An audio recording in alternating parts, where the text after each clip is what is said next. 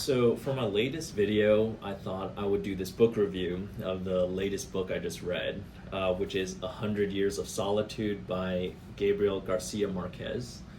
I wasn't much of a reader growing up. I used a lot of Spark Notes in school, but now as an adult, I have a lot more time. I can choose what I read, so I read a lot more just for fun. So basically the synopsis of this book is that it's this big tale that follows this family called the Buendias, and it follows them for like maybe 5 or 6 generations of this family, and they found this fictional town, and it's just like this journey that talks about the history of the family and these recurrent stories or themes that happens to multiple members of the family, and these stories of solitude, of fulfilled and unrequited love as well. Overall, I would give 100 Years of Solitude about a 7.5 out of 10. I would definitely consider it literature, so in that sense, it's not an easy read at all. The author's writing style, I would say you're gonna either love it or you hate it. I like the book for the parts that it is truly an epic tale. Like, it reminds you of those books like the Iliad or Lord of the Rings, where there's a lot of detail about each character. Every character is really fleshed out.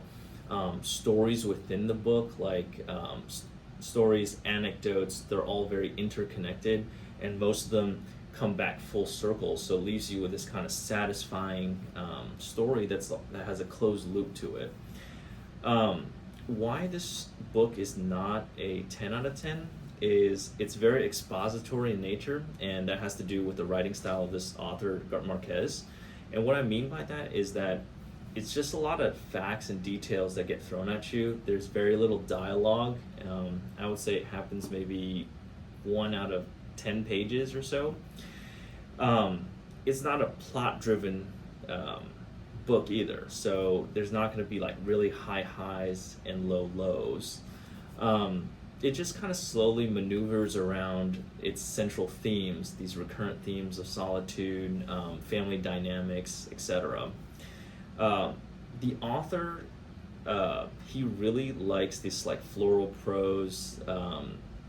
He does a lot of run-on sentences that it's pretty hard to follow sometimes. And as an example, I can just read you like one sentence or so without context, and just to kind of give an idea of what it's like. So it reads, Aureliano, who was the one who was subscribed to it, helped him fill in the answers, sometimes in his house, but most of the time among the ceramic bottles and atmosphere of Valerian in the only pharmacy left in Macondo, where Mercedes, Gabriel's stealthy girlfriend, lived. It was the last that remained of a past whose annihilation had not taken place because it was still in a process of annihilation, consuming itself from within, ending at every moment, but never ending its ending. Like, I know, it's like I've read it and I don't even know what that means. So you just kind of get used to it as you're going along with it. The final thing I'll say about it is that my personal opinion about stories in general is that a good book is only as good as its ending. And I just personally think that endings are the most important part of any good story. So on a scale of like great ending to terrible ending, like think maybe Breaking Bad, the TV show, to Game of Thrones, the TV show, 100 Years of Solitude, I would say the ending is maybe like also a 7.5 or an 8 out of 10. So it's pretty satisfying. Overall, I would say I do recommend this as a read. It makes you think a lot. It takes you on a very vivid journey, and you're very immersed in a story itself. It's not a book I would read for school at all. I would never recommend any school assign this book because it's not fun if you're forced to read it.